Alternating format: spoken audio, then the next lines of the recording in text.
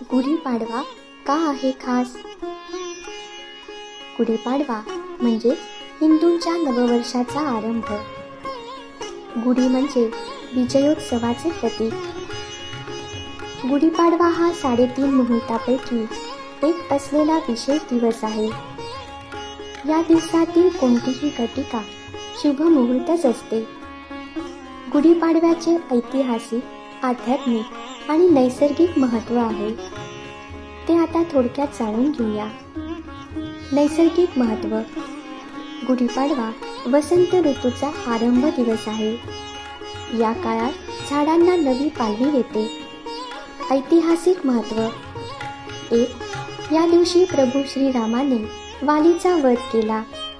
2.